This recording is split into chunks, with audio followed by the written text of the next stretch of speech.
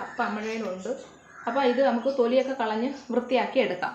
അപ്പോൾ നമ്മുടെ കപ്പ കഴുകി വൃത്തിയാക്കി എടുത്തിട്ടുണ്ട്. ശരിയാണ്, കപ്പ ചിരകി എടുത്തത് റെഡി ആയിട്ടുണ്ട്. പിന്നെ നമ്മൾ ഇത് ഒരു മിക്സി ജാറിൻ്റെ അകത്തോട്ട് ഇട്ട് കൊടുക്കാം. നമുക്കിതൊരു മിക്സി ജാറിനകത്ത് ഇട്ട് കൊടുത്തിട്ട് നല്ല പേസ്റ്റ് കണക്ക് നമുക്ക് അരച്ചെടുക്കാം. വെള്ളവും കൂടെ ഒഴിച്ച് നല്ല കണക്ക് അരച്ചെടുക്കാം. അപ്പോൾ നമ്മുടെ കപ്പ നല്ല കണക്ക് അരച്ചെടുത്ത് വന്നിട്ടുണ്ട്. അപ്പോൾ നമുക്ക് 2 ഏലക്ക ഇട്ട് കൊടുക്കാം. 2 ടേബിൾ സ്പൂൺ അരിപ്പൊടിയും കൂടെ ഇട്ട് കൊടുക്കാം. എന്നിട്ട് ഇത് ഒന്നുകൂടെ നല്ല കണക്ക് അരച്ചെടുത്തിട്ട് വരാം. കുറച്ച് നെയ്യ് ഒഴിച്ച് കൊടുക്കാം.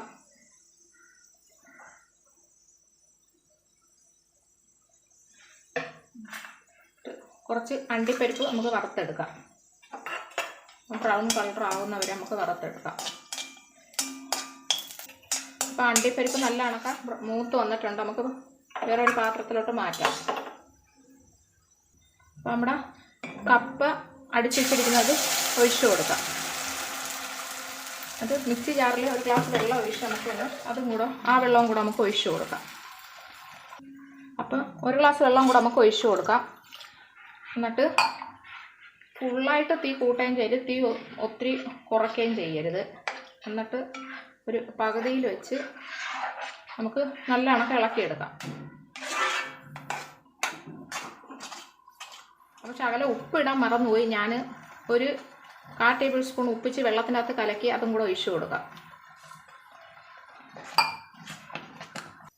അപ്പോൾ നല്ല കണക്ക് നമുക്കിത് ഇളക്കി കൊടുക്കാം. അപ്പം നമ്മുടെ ശർക്കര പാനിയും കൂടെ ഒഴിച്ചു കൊടുക്കാം. ഇതിപ്പോൾ 150 ഗ്രാം ശർക്കരയാണ് എടുത്തിരിക്കുന്നത്. അരിച്ച് ആക്കിയതാണ്. അതും കൂടെ നല്ല കണക്ക് ഇളക്കി കൊടുക്കാം നമുക്ക്.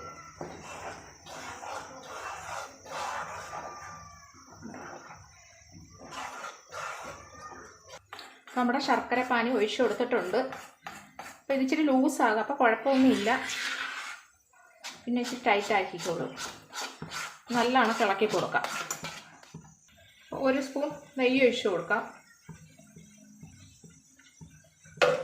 നമുക്ക് അണ്ടിപ്പരിപ്പ് വറുത്തതിട്ട് കൊടുക്കാം. അപ്പോൾ നല്ല കണക്ക് ഇളക്കി കൊടുക്കാം.